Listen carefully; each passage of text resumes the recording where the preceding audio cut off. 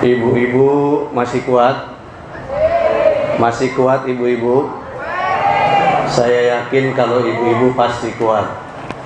Yang loyo bapak-bapak. Makanya obat kuat cuma buat bapak-bapak doang. Ibu-ibu nggak ada.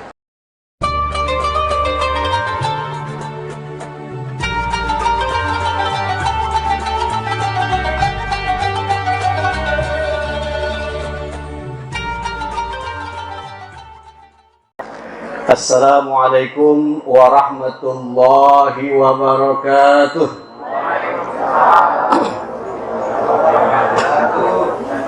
Alhamdulillahilladzi arsala rasulahu bil huda wa dinil haqq liyudhhirahu 'ala ad-dini kullihi wa kafa billahi syahida. Muhammadur Rasulullah والذين معه أشداء على الكفار رحماء بينهم تراهم ركعا سجدا يبتغون فضلا من الله ورضوانا سيماهم في وجوههم من أثر السجود والصلاة والسلام على صاحب المقام المحمود وعلى آله وأصحابه أهل التقوى والجود salatan wa salaman daimaini mutalazimaini ila yaumil khulud, amma ba'du. Faqad qala azza wa jalla fi kitabihil karim, bismillahirrahmanirrahim, wa ma alaina illal balaghul mubin. Wa qala sallallahu alaihi wasallam, la yu'minu ahadukum hatta an akuna ahabba ilaihi min walidihi wa waladi wan nasi ajma'in. Shadaqallahul azim. Masyarul muslimin, segenap para alimul ulama, para asatizul kiram, tokoh masyarakat, segenap para tokoh masyarakat, para mujahid fisabilillah yang tidak saya bisa sebutkan namanya satu persatu, tidak mengurangi rasa hormat saya kepada beliau-beliau. Insya Allah kita yang hadir semua di sini termasuk orang-orang yang dipilih oleh Allah. Amin ya rabbal alamin. Karena kata baginda Rasul, khairu mahkarullah, sebaik-baiknya sesuatu adalah yang dipilih Allah. Nah, duduknya kita di Masjid Miftahul Jannah ini ternyata sebaik-baiknya perkara, dan ini saya yakin karena kita orang-orang yang dipilih oleh Allah. Amin ya rabbal alamin. Hadirin segenap bapak-bapak, ibu-ibu, saudara-saudari, para pemuda-pemudi yang saya cintai dan yang saya hormati. Peringatan Maulid Nabi besar Muhammad sallallahu alaihi wasallam selalu kita gembar-gemborkan, selalu kita bikin acara perayaannya. Mengapa? Karena di sini ada hal yang sangat luar biasa nilainya di sisi Allah dan di sisi makhluk Allah lainnya. Karena di acara peringatan Maulid Nabi besar Muhammad sallallahu alaihi wasallam sama saja kita ingin mentauladani daripada sifat-sifat baik baginda Nabi besar Muhammad sallallahu alaihi wasallam. Apa sih alasan kita mengadakan acara peringatan Maulid? Yang pertama, sudah barang tentu kita cinta kepada Rasulullah. Itu yang pertama. Tapi dengan cinta atau kata-kata cinta enggak cukup. Harus ada apa yang kita lakukan untuk cinta, tanda bukti cinta kepada Rasul Shallallahu Alaihi Wasallam. Yang kedua, alasan memperingati Maulid agar kita bisa mentauladani perjalanan sejarah baginda Rasul Shallallahu Alaihi Wasallam. Karena Rasul Shallallahu Alaihi Wasallam adalah orang yang paling sukses di dalam membangun umat. Betul apa betul loh? Beliau orang yang paling sukses membangun umat. Temponya 23 tahun. Begitu singkat, begitu cepat. tapi dakwahnya menyeluruh sealam jagat raya Nusantara. Luar biasa Rasul Shallallahu Alaihi Wasallam. Dan masih terasa perubahan-perubahan yang dibawa oleh baginda Nabi besar Muhammad. Kira-kira perubahannya masih terasa nggak? Terasa nggak? Kira-kira kita ada di masjid ini lantaran siapa? Lantaran Nabi Muhammad. Masjid-masjid yang dibangun di seluruh tanah air, bahkan dibangun di seluruh dunia, itu lantaran siapa? Lantaran Nabi Muhammad. Umat yang berjuta-juta berkumpul di satu tempat di Mekah Al-Mukarramah ketika terjadi waktu haji, lantaran siapa? Lantaran Nabi Muhammad. Nah, itulah perubahan yang sangat signifikan, yang sangat luar biasa. Pantas kalau kita mentauladani daripada tingkah laku atau sifat-sifat baginda Nabi besar Muhammad Shallallahu Alaihi Wasallam, agar kita juga termasuk dari kalangan orang-orang yang sukses. Kenapa Rasul bisa sukses? Karena Allah Subhanahu wa Ta'ala menurunkan satu konsep yang sakral dan sempurna. Apa konsep itu? Adalah Al-Quran. Jadi kalau kita lagi sedih, baca Al-Quran. Lagi senang, baca Al-Quran.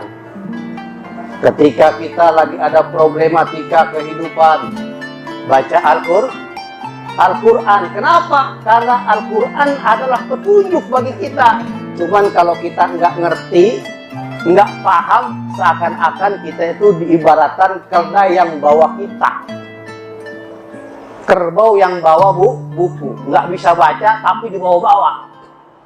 Benar kita gembar-gemborkan Al-Quran petunjuk, Al-Quran undang-undang umat Islam, tapi kita nggak paham. Nah, bagaimana kita caranya paham? Mengikuti taklim pengajian di mana di sana ada ustadz yang mengajarkan. Hadirin yang dirahmati oleh Allah Subhanahu wa Ta'ala, di kesempatan yang baik ini saya akan mengkaji sedikit daripada kesuksesan baginda Nabi besar Muhammad Sallallahu Alaihi Wasallam. Karena beliau orang sukses, kalau saya kaji nggak ada habis-habisnya. Banyak tokoh-tokoh besar di dunia ini yang mengagumi beliau, bahkan mereka non-muslim. Kita kembali kepada Al-Quran. Artinya apa? Saat-saat ini mungkin bukan kita saja yang dalam kesulitan. Mungkin bukan kita saja yang dapat musibah. Mungkin bukan kita saja yang punya problematika. Kenapa kita diberikan problematika, diberikan masalah silih berganti? Ini agar kita kembali kepada Al-Quran yang merupakan ajaran baginda Nabi besar Muhammad Sallallahu Alaihi Wasallam. Di mana ajarannya yang bisa memberikan kecerahan dalam hidup ini? Di Al-Quran. Mari kita lihat, biar kita bisa bawa pulang sedikit. Jadi jangan sampai penceramahnya menggebu-gebu tapi pulangnya nggak bawa apa-apa. Yang pertama, baginda Rasul Sallallahu Alaihi Wasallam menjadi orang yang sukses karena dituntun oleh Al-Quran. Bagaimana Al-Quran menuntun Rasulullah? Yang pertama, Allah berikan tentang kedisiplinan waktu.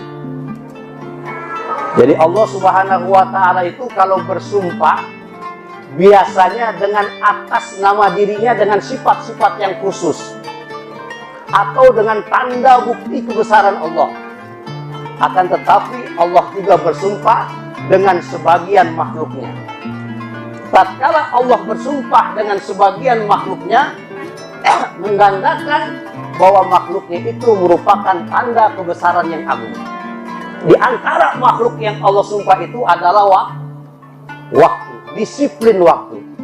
Bayangkan dalam Al-Quran kita bisa lihat ada yang namanya sumpah Allah wal fajr, demi waktu fajar. Kenapa Allah bersumpah di waktu fajar? Karena di dalam waktu fajar ada nilai keberkahan dan pahala yang luar biasa. Sehingga Rasul mengatakan, Raka'atal fajri khairum minad dunya wa ma fiha. Ini biar bisa dibawa pulang. 2 rakaat sholat fajar yang dilakukan oleh kita itu lebih baik daripada dunia dan seisinya. Allah ajarkan kepada Rasulullah dan Rasulullah kerjakan. Sehingga Rasul menjadi orang yang sukses. Rasul bukan sekedar orang yang sempurna. Akan tetapi Rasul adalah menjalani konsep yang diajarkan oleh Allah melalui kitab suci Al-Quran. Ada yang namanya sumpah Allah di sana was-subhi. Waktu subhi, waktu subuh. Was-subhi idza tanafas, demi waktu subuh yang bernapas. Makanya waktu subuh itu beda dengan waktu siang. Enak bangun subuh. Allah berikan keberkahan. Makanya orang yang sholat subuh pahalanya seakan-akan kata baginda Rasul sholat 1 malam. Kalau sholat isya, pahalanya cuma setengah malam. Tapi kalau sholat subuh, pahalanya 1 malam. Ini diberikan motivasi dari Allah Subhanahu wa Ta'ala kepada Rasulullah, diajarkan kepada kita agar kita jangan meninggalkan sholat subuh. Gimana kalau rezeki bisa ngalir ke kita, subuh aja kita kesiangan. Ya, makanya yang jago itu bukan manusia, yang jago itu ayam. Belum subuh dia udah berkokok. Kalau kita nggak ada istilah jago, yang jago ayam. Ada sumpahnya lagi, disebutkan oleh Allah wan nahari, demi waktu siang. Artinya apa? Wan nahari disebutkan dalam Al-Quran tidak kurang dari 54 kali oleh Allah Subhanahu wa Ta'ala agar manusia bisa mencari karunia Allah sebanyak-banyaknya di waktu siang dan tidak melupakan ibadah dan amal soleh. Jadi kalau jadi umat Islam harus kuat. Karena yang kuat itu sebenarnya bukan jasmaninya orang Islam, yang kuat adalah hatinya. Nah, kekuatan orang yang beriman dalam hati ini karena hatinya bersih. Disebutkan dalam satu hadis kata baginda Rasul sallallahu alaihi wasallam, "Innal mu'minina idza aznaba dzamban kanat nuqtatu sauda'u fi qalbi." Sesungguhnya orang-orang yang beriman apabila ia melakukan satu dosa saja, Pak. Enggak banyak, satu dosa saja, Bu. Kanat nuqtatu sauda fi qalbi, maka akan terdapat satu titik di dalam hatinya, titik dosa. Fa in taba wa naza'a wastaghfara saqala minha. Tatkala dia minta taubat, dia minta ampun kepada Allah Subhanahu wa Ta'ala, maka lunturlah titik dosa itu. Fa in zada hatta yataghaffala biha qalbah. Apabila dia tidak mohon ampun kepada Allah, apabila dia tidak meminta maaf kepada Allah, maka titik dosa akan bertambah jadi titik yang kedua, ketiga, sehingga akan berkarat. Disitulah disebutkan dalam ayat Al-Quran ada kalimat kalla barrana ala qulubihim ma kanu yaksibun. Jadi orang-orang yang melakukan maksiat, melakukan dosa, maka akan ada karat di dalam hatinya. Apabila sudah berkarat dalam hati manusia, dalam hati orang yang beriman, untuk sulit menghilangkan karat itu. Kalau titik saja susah menghilangkan, Pak. 2 titik saja susah, apalagi karat. Ini istighfar ini luar biasa, Pak.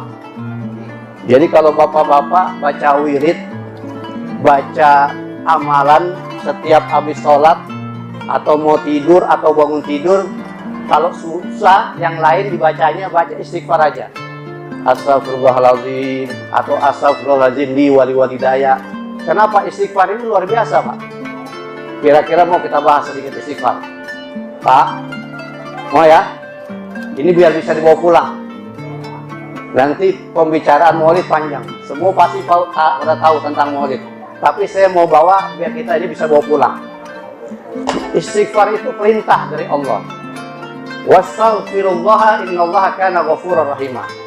Memohon ampunlah kalian kepada Allah, karena sesungguhnya Allah itu yang Maha Pengampun lagi Maha Penyayang. Surat An-Nisa ayat 106.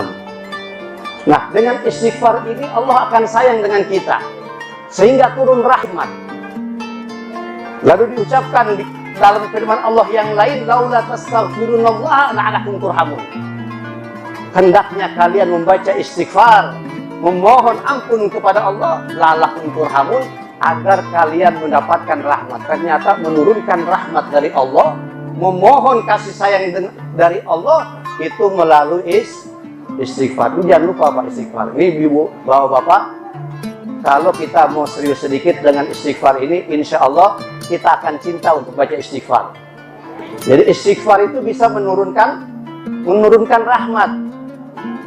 Maka istighfar itu adalah tameng buat kita semua, buat orang yang beriman.